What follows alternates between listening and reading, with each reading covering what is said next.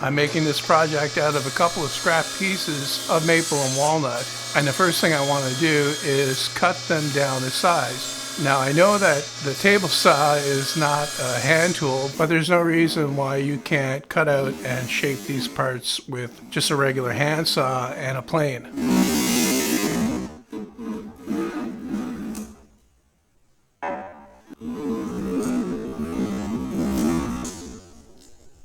The first cuts are to make them uniform in size. They need to be 2 inches wide and 1 3/4 thick.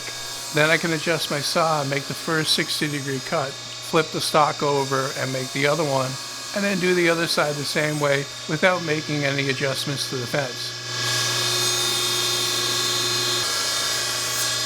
It's critical that both pieces be exactly the same size after you're done. Now that the parts are cut out, I can move on to very carefully laying out the dovetails on each piece.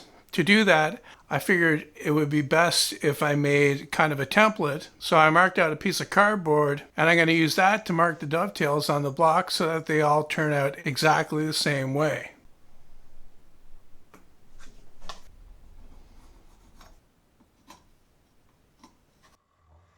Normally this would be a perfect opportunity for me to break out my new dovetail saw that I made not too long ago. But once again, I thought I would keep this as basic as I possibly can. And I'm going to be using a hacksaw like I did before in a previous video.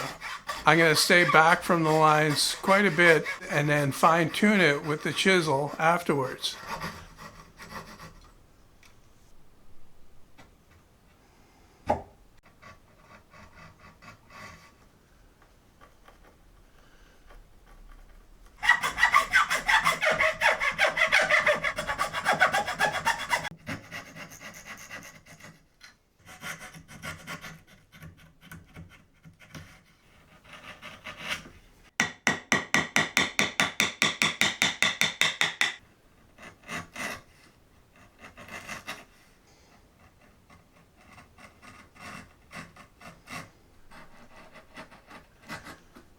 After I finished mostly cutting out the maple piece, I compared it to the other one just to see how well the dovetails line up, and then I saw my mistake.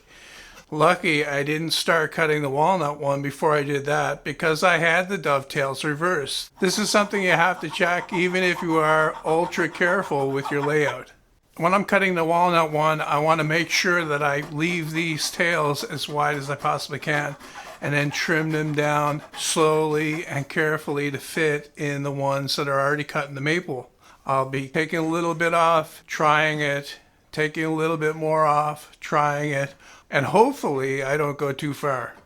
One really good thing about using black walnut is that it's a lot softer and easier to cut with the chisel than the hard maple. I figured that the best way to try to get this to fit in there correctly was to start on one end, fit the maple piece in, and then adjust the walnut one until it actually does fit, and work my way across. I'm getting very close to the end here, thank goodness, and I gotta say that I'm getting more and more paranoid about, screwing up something. At this point, I've got a lot of time invested in it, and I would really hate to have to start over. Not like that's an option anyway, because I don't think I'd ever do this again. Not by hand anyway. Okay, I think I'm pretty close now. I'll slip it on and see how it fits.